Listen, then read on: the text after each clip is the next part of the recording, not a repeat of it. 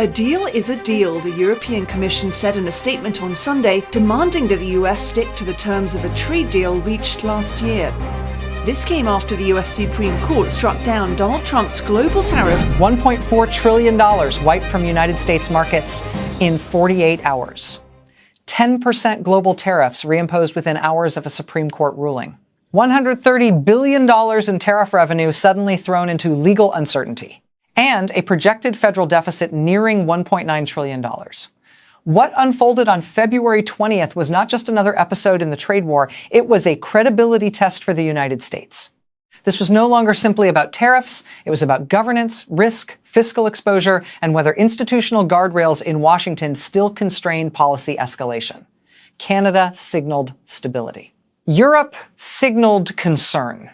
But the real economic consequences were only beginning to surface, and what comes next exposes a hidden structural fracture inside the United States economy, one so severe, so politically explosive, and so rarely acknowledged in Washington that its full financial damage has never been openly laid out in public. The shock did not remain inside courtrooms or bond markets. Within weeks, the trade war began surfacing in measurable industrial strain across the United States economy, and the scale of disruption is far more severe than early headlines suggested. Public trade data show immediate pressure on cargo flows through major West Coast ports. Import volumes tied to European supply chains weakened sharply as companies paused orders amid tariff uncertainty. Agricultural futures markets reacted with volatility as overseas buyers reconsidered long-term contracts with American producers. When retaliatory frameworks enter formal review stages, exporters do not wait for final votes, they hedge. And hedging translates into canceled shipments, deferred contracts, and frozen capital expenditure.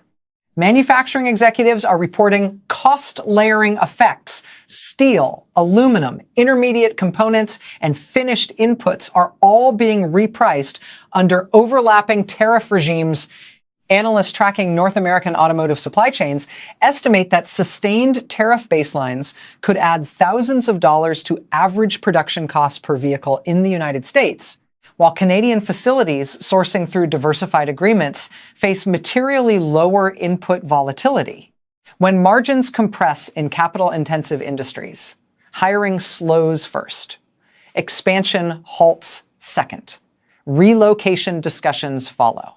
Agriculture presents another vulnerability. The United States exports hundreds of billions of dollars in food and commodity products annually. If even a modest share of European and Asian demand shifts toward Brazil, Australia, or Canada under long-term diversification strategies, American farm revenues could contract by tens of billions of dollars per year. Rural economies do not absorb that scale of revenue loss without employment consequences. Financial institutions are adjusting projections accordingly. Growth forecasts for the United States economy have been revised downward in multiple private models as tariff uncertainty extends beyond temporary negotiation windows. When recession probabilities climb above historically stable ranges, credit markets respond. Corporate borrowing costs increase. Expansion financing becomes more expensive. Small and mid-sized manufacturers, the backbone of many Midwestern states, face tightening liquidity at precisely the moment they confront higher import costs. Consumer impact is becoming visible. Retail supply chains warn that if 10% global tariffs remain in place across broad categories of goods, price adjustments across electronics, household appliances, apparel, and construction materials could accelerate through the second half of the year. Inflation driven by policy volatility behaves differently from inflation driven by demand. It erodes purchasing power without strengthening wage growth. Meanwhile, Canada is consolidating strategic gains. Diversified trade agreements with the European Union and Asia-Pacific partners are absorbing redirected demand. Investment inquiries into Canadian manufacturing corridors have accelerated as multinational firms seek regulatory predictability within North America. Stability, not size, is attracting capital. The trade war has now moved beyond diplomatic confrontation. It is testing industrial resilience, fiscal sustainability, and household stability inside the United States. And what is beginning to surface in federal labor projections, numbers quietly modeled but not yet widely discussed, may prove even more destabilizing than the tariff revenue shock itself. The third phase of this trade war is no longer centered on tariffs alone. It is about strategic trust. And once trust begins to erode among major trading partners, the economic consequences extend far beyond customs duties. Transatlantic trade between the United States and the European Union exceeds $1 trillion annually in goods and services combined. Even a partial structural reallocation of that volume would represent one of the largest trade shifts in modern economic history. European policymakers have openly reviewed contingency frameworks designed to reduce exposure to policy volatility in the United States. If diversification targets reduce dependency by even 25% over 5 years, that implies a potential $300 billion annual trade displacement. That scale of redirection would not be cyclical. It would be structural. The European Union's countermeasure toolkit includes not only tariffs, but regulatory instruments that affect digital services, procurement access, financial licensing, and industrial standards alignment. United States service exports alone account for more than $400 billion annually to European markets. Restrictions in that category would affect technology firms, financial institutions, consulting services, and cloud infrastructure providers, sectors often perceived as insulated from traditional tariff battles. Capital markets are reacting to this uncertainty. Institutional investors evaluate sovereign stability using governance metrics that factor judicial independence and policy continuity. When institutional volatility rises, risk premiums adjust accordingly. Even a modest increase in long-term borrowing costs can compound into hundreds of billions of dollars in additional interest expense over a decade for the United States government, given the scale of its national debt exceeding $34 trillion. Meanwhile, Canada is positioning itself as a stable bridge between Europe and North America. Trade flows between Canada and the European Union have expanded under existing frameworks, particularly in energy, aluminum, and critical minerals, essential to electric vehicle production and defense supply chains.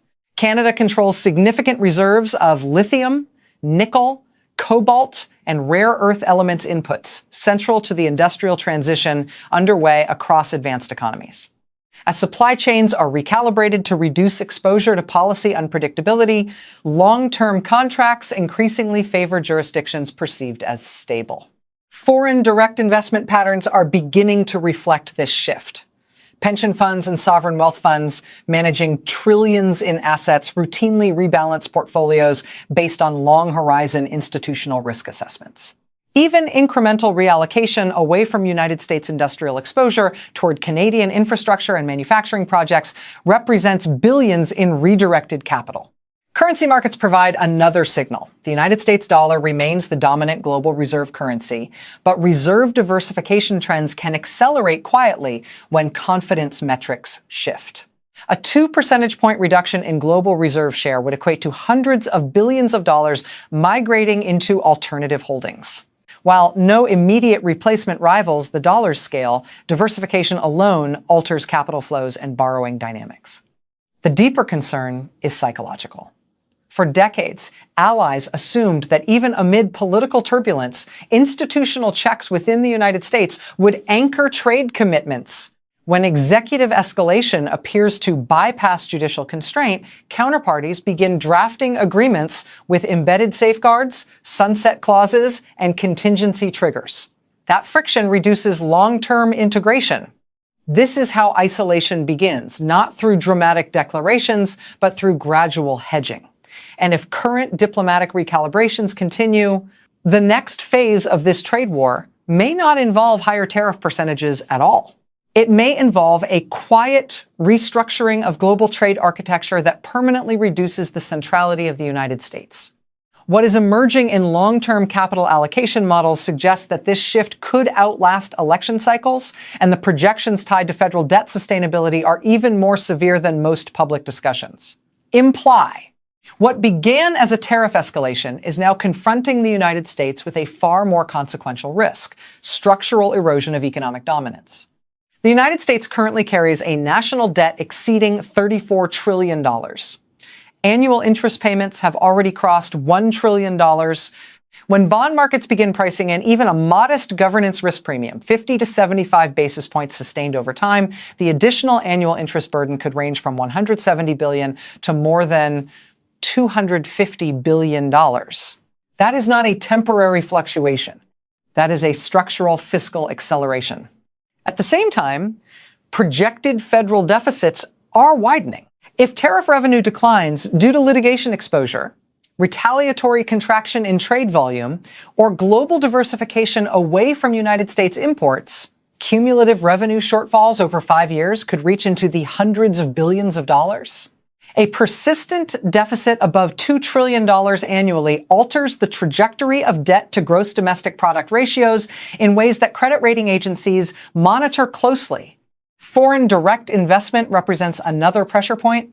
The United States historically attracts roughly $350 billion per year in net foreign capital inflows. If institutional volatility leads to a sustained 20% contraction in annual inflows, that implies $70 billion less capital investment per year flowing into factories, infrastructure, research facilities, and job creation. Over a decade, that approaches $700 billion in reduced expansion. Labor markets are not immune. Export-dependent sectors across agriculture, aerospace, heavy machinery, and advanced manufacturing support hundreds of thousands of jobs. If retaliatory barriers persist and market share erodes, employment contraction could extend into the high hundreds of thousands over multiple years. Manufacturing communities do not absorb prolonged export displacement without measurable income effects. Consumer impact compounds the strain. Sustained tariff baselines on broad categories of goods increase import costs that filter into retail pricing. Even if headline inflation remains contained statistically, targeted price increases in construction materials, vehicles, electronics, and appliances disproportionately affect middle-income households. Policy-driven cost escalation behaves differently from demand-driven inflation. It compresses purchasing power while limiting wage leverage. Meanwhile, Canada is consolidating comparative advantages rooted in predictability. Diversified trade agreements, stable judicial governance, and strategic resource positioning allow it to attract redirected capital flows. As global supply chains reorient to mitigate policy uncertainty, countries offering continuity rather than volatility become natural anchors. The strategic mineral sector alone illustrates the magnitude of long-term repositioning. Lithium, nickel, cobalt, and rare earth supply agreements underpin electric vehicle production and defense technologies across advanced economies. Multi-decade contracts tied to stable jurisdictions reshape industrial geography for generations. Once those contracts are signed, supply chains rarely reverse course. The broader question is whether the trade war remains a tactical negotiating tool or evolves into a semi-permanent feature of United States policy. If tariffs become normalized as baseline instruments rather than temporary leverage, counterparties will continue building parallel architectures to reduce exposure. Structural shifts do not occur overnight. They unfold quietly through capital allocation decisions, regulatory alignment, and multi-year investment planning. By the time economic gravity visibly moves, the repositioning is already embedded. The Supreme Court ruling triggered market volatility. The executive response triggered policy escalation. But the long-term consequence may be something far more profound. A recalibration of where global capital, trade, and trust choose to anchor. And the debt trajectory models now circulating within major financial institutions suggest that if current dynamics persist, the compounding fiscal strain could redefine the next decade of United States economic leadership in ways that few policymakers are openly prepared to confront. What began as a Supreme Court ruling on executive authority has evolved into something much larger. A stress test of economic credibility in the United States. In a matter of days, markets erased more than $1 trillion in equity value. Treasury yields spiked. The dollar weakened. Tariffs were struck down. then reinstated under a different statutory pathway, $130 billion in previously collected tariff revenue entered legal uncertainty. Deficit projections edged closer to levels that challenge long-term debt sustainability. And allies began openly reassessing exposure to United States policy volatility. The trade war is no longer confined to customs duties. It now touches federal borrowing costs, household purchasing power, industrial competitiveness, and geopolitical alignment. Canada has positioned itself as a stable alternative within North America. The European Union is evaluating diversification frameworks. Global investors are recalibrating risk models. The central question is no longer whether tariffs can protect specific industries in the short term. The question is whether sustained unpredictability carries a higher long-term cost. Is this a bold strategy to defend domestic manufacturing or a risky escalation that could weaken the United States and the global economic order? The next chapter will not be written in courtrooms alone. It will be written in capital flows, employment data, and debt markets. For continued fact-based analysis on the trade war, the United States, Canada, tariffs, and global power shifts, subscribe and stay informed. Thanks for watching.